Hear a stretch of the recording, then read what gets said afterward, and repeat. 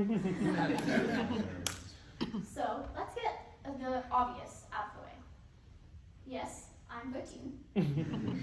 No, I did not sneak up here when no one was looking. And yes, believe it or not, I actually was asked to be the keynote speaker today. When I got the invite to be a part of this event, I was obviously very elated, but I had a few thoughts, to say the least. First of all, wow, they must really be running out of adults.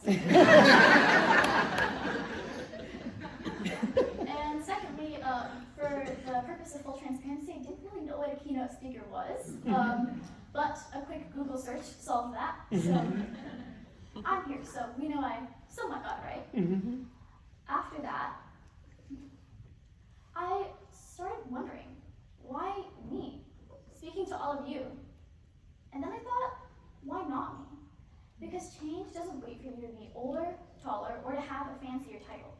So, stick with me here, and let's see if I'm doing this right. I hope you all are having a wonderful day so far. Being here in this conference room with you all is such an honor for me, especially because of the fact that I was standing in the audience a year ago, wide-eyed, listening to all the incredible speakers. And also, I had a test that day, so I kind of didn't want to do it. But my principal is here, so I can say that. That was off the record. So, having the chance to be up here and sharing my dreams, aspirations, and goals for the world with a room full of changemakers and trailblazers is such a surreal moment for me. My name is Aditi Rao, a 7th grade student at Oberlin Magnet Middle School. So why don't I just start off by sharing a little bit about myself. You may have seen me on CBS 17, where I talked about the importance of robotics with my first LEGO League team. After that, I represented North Carolina in an international competition alongside my friends. I participated in my school's Science Olympiad as well as Model United Nations Club.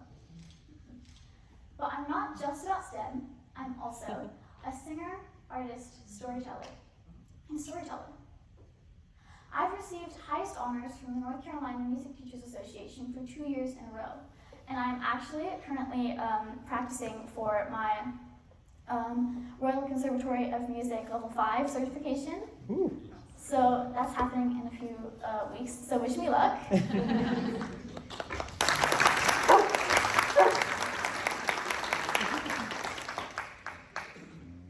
And my digital sketchpad is filled with everything from, oh, my bad.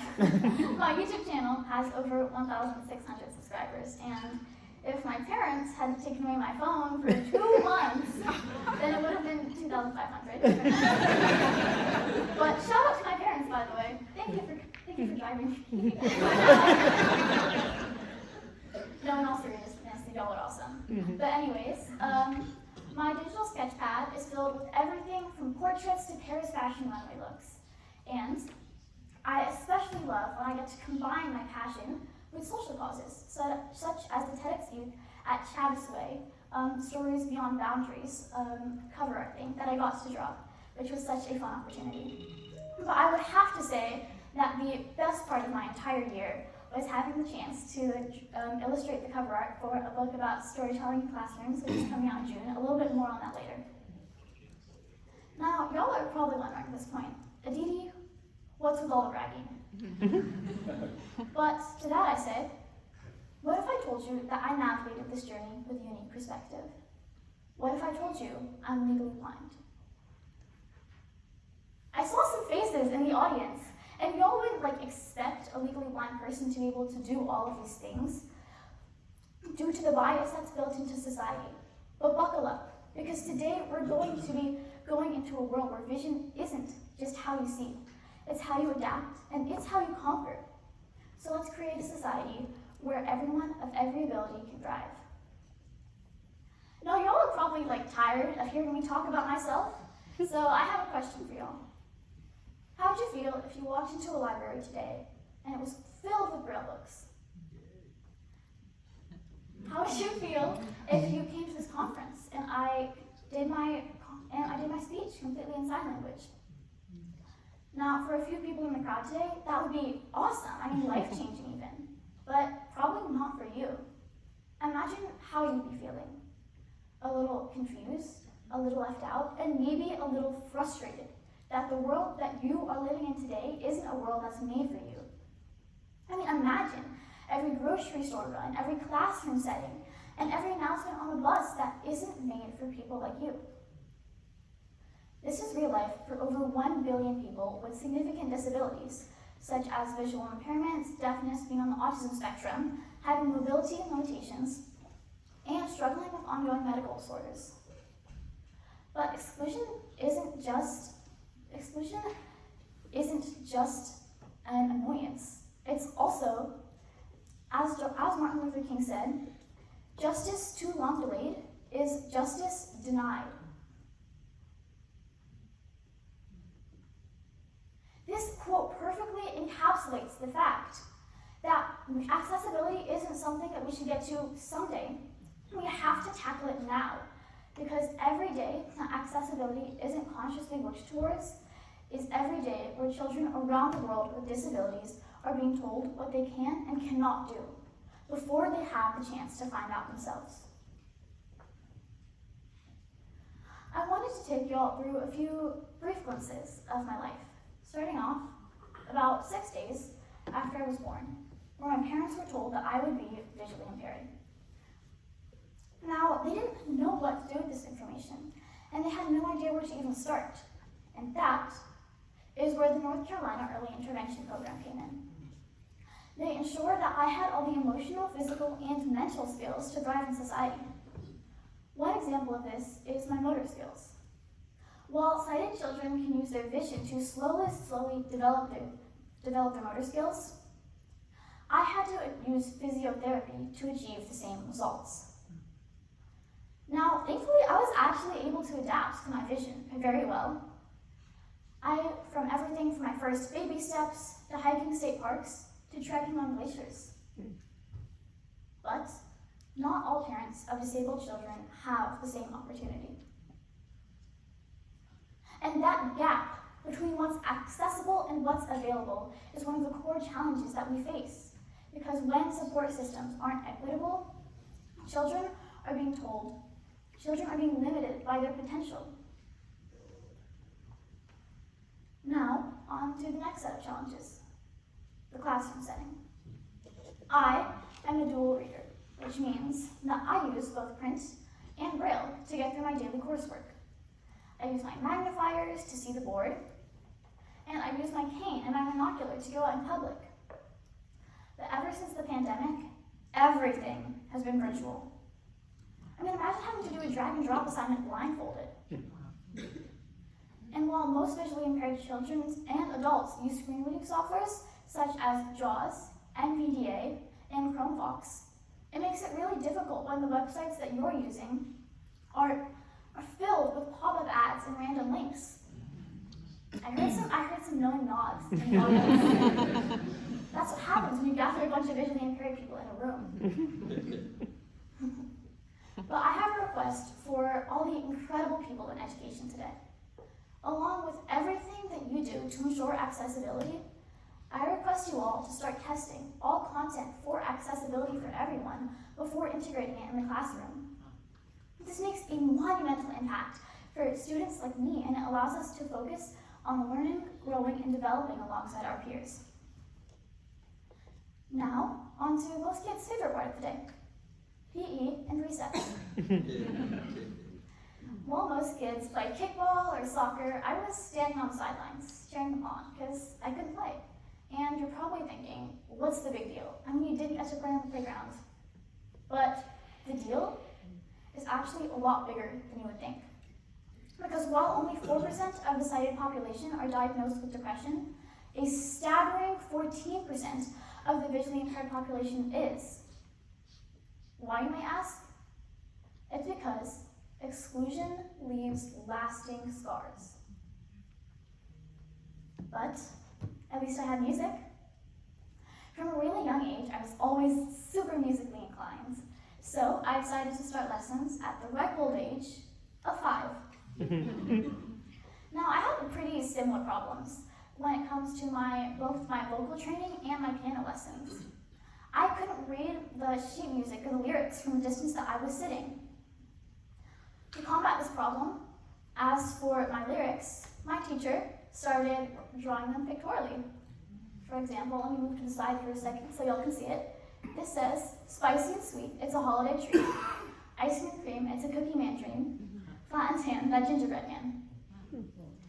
Now, alongside this, for my piano, after lots of research, me and my teacher decided that the best course of action would be to use color-coded music notes.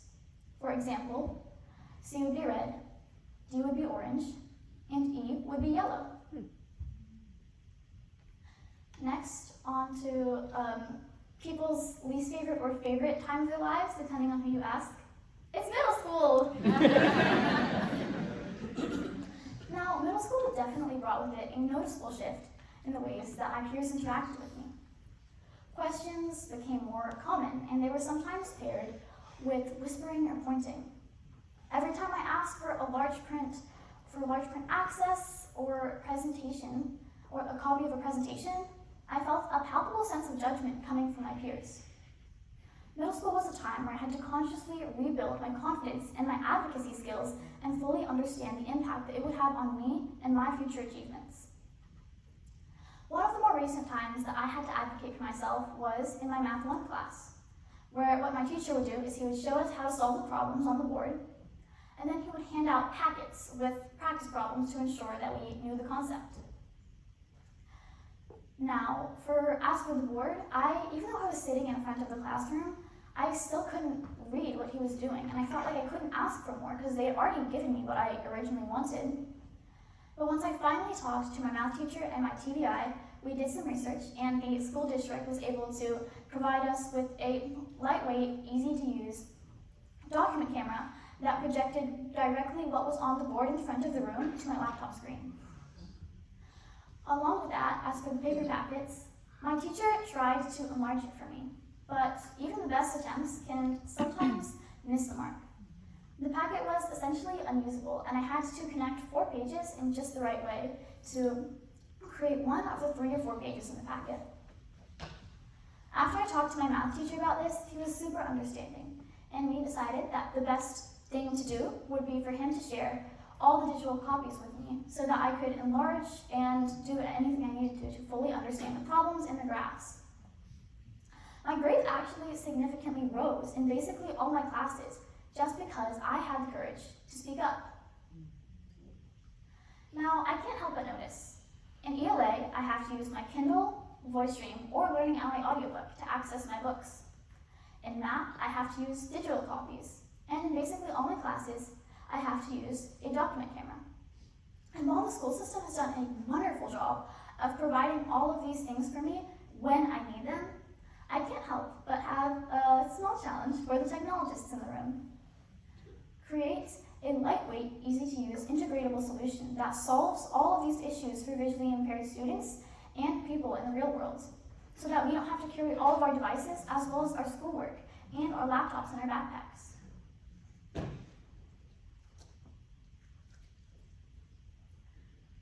As I become a young adult, I strive to be independent like you all. But it comes down to simple things per se, like crossing the street. I mean, you wouldn't think it's that hard, but close your eyes and imagine this. You enter a busy intersection, but you can't seem to see the pedestrian crossing signals or the traffic lights. Now imagine you finally made it across using the help of a kind stranger, and you're on your way to the bus stop to go to the doctor's office. Now on your way, you encounter old, unmarked railway tracks. Now this is a real photo from Cary, North Carolina, and it further shows that the world isn't built for everyone, it's built for the sighted community. And everyone, especially the people who showed up today, have the power to change that. Now after you make it past the railway tracks, you arrive to the bus stop, where after 15 minutes of help from the sighted people at the front desk, you finally make it onto the bus. And y'all are probably thinking, these are 2 very different images on the screen. And on this side of the screen, you may notice a basically neon yellow lines with little bumps on them and ridges. These are called tenji blocks, and they're all over Japan. They are specifically created for the visually impaired and legally blind community in mind, and it ensures that we can use our canes to safely access all public transportation and making sure that we're safe when crossing public intersections. You can also see that the bus stops directly in front of the 10G block, which makes it really easy for people with visually impairments and legally blindness to get on and off the bus. Now, on this side of the screen, you may notice a lack of neon yellow bumpy sidewalks. And you also may notice that the bus is actually parked like 5 yards away from the allocated bus stop. So that's just one example of how other countries do it. Now imagine you finally boarded the bus and you're on your way to the doctor's office where you are faced with medical forms that you cannot see. Now, these are just some of the challenges and adversities that visually impaired people have to go through on a daily basis. But even though these negative barriers add up pretty quickly, so do these positive little acts of inclusion that everyone can do in their daily life. I wanted to share some things, some opportunities and doors that have opened for me based off of one experience that I will never forget. It all started with my TEDx talk last April, where I fully understood the impact that it had had on the 100 or so people in the room, but I never could have imagined where it would take me. I would also like to take this time to thank two very important people in the making of my TED Talk, as well as two people that are here today who have come and support me. The first of them is Dr. Mara Gonzalez. She was my TEDx coach, and she not only provided me, but many other youth a platform to share our stories and ideals for the world. Next up, you'll probably know this person because you saw him on stage a few minutes ago. It's John Samuels. I talked to him for one of the first times when I was practicing for my TED Talk, and he really instilled in me the fact that I'm not just advocating for myself. I'm advocating for everyone who didn't have the chance to have a voice or have a say in a conversation that would impact their future. After that, about a month after my TED Talk had been published, I got an email from Dr. Maru, actually, formally inviting me to write the foreword for and do the cover art on a book about storytelling in classrooms that is coming out in June. Thank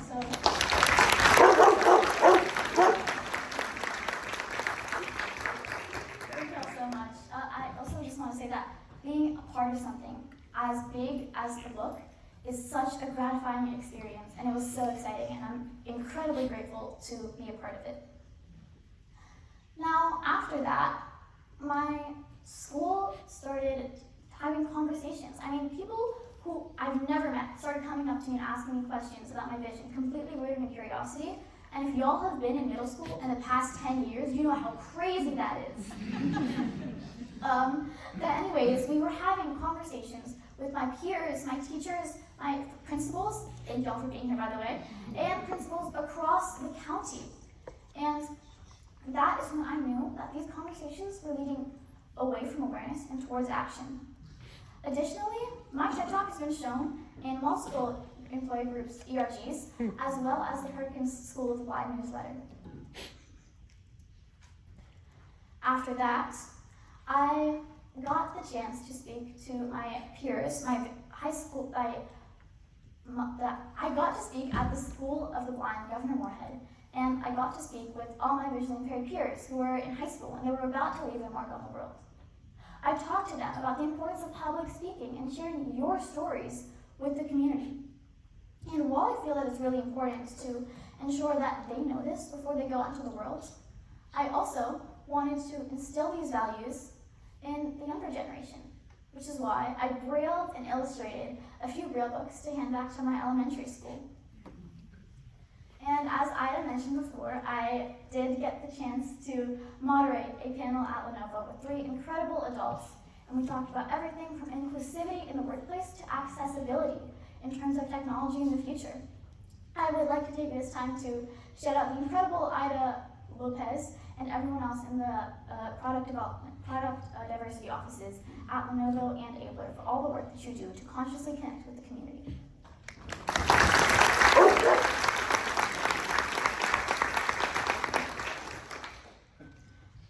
was when, about 1.5 months ago, I was asked to be a keynote speaker today.